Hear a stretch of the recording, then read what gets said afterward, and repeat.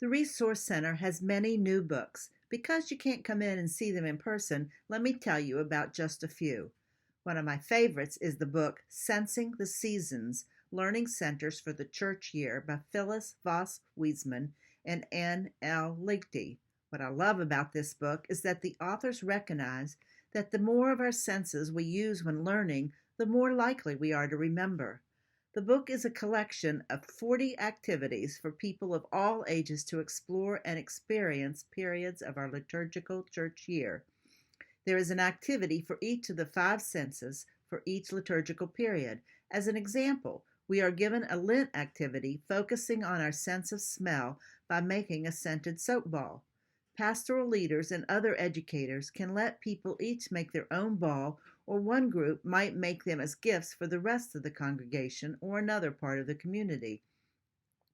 This teaches about Lent as a time of spiritual cleansing. Aromatic soap, what a great way to help us remember. Many of the activities are easily adapted to use during this time of isolation. A new book by Westminster John Knox Press is Lies My Preacher Told Me, an honest look at the Old Testament by Brent A. Strawn. Please don't let the title worry you. This book is not really saying that our preachers or teachers don't tell us the truth. The title is the author's way of drawing attention to some misconceptions about the Old Testament, such as the idea that the Old Testament was written for Jews, not for Christians, or that the Old Testament is merely a history book, or that Jesus' teachings made the Old Testament obsolete. Another is some people's worry that God seems too mean in the Old Testament. Written to be a class study book, Brent Strawn offers short chapters, each followed by 5 discussion questions. For a very time-appropriate book, Miriam Kishi has written God is with us always, even in a pandemic.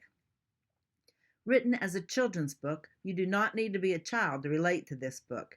It would be a great devotion for a Zoom meeting or a sermon starter or a book to include with friend baskets or bags. The author reminds us of life before the unique coronavirus. She helps us name the things we miss about life before pandemic isolation, and she gives us space to think about or even draw the things and people we miss most. We're reminded that God is always with us, that we are never alone, and that there are ways we can help others know that we love them and that God is always with them. The last book I want to tell you about is Always a Guest, Speaking of Faith Far from Home by Barbara Brown Taylor. This book, published by Westminster John Knox Press, is a collection of 31 stories and sermons by the author to be used for inspiration in our own lives or as inspiration for writing your own sermon. To me, this book is a perfect book study for any church group.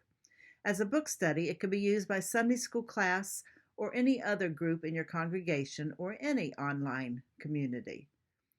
If these resources have sparked your interest, contact me and I will send you the book or help you find something else that might inspire or educate you.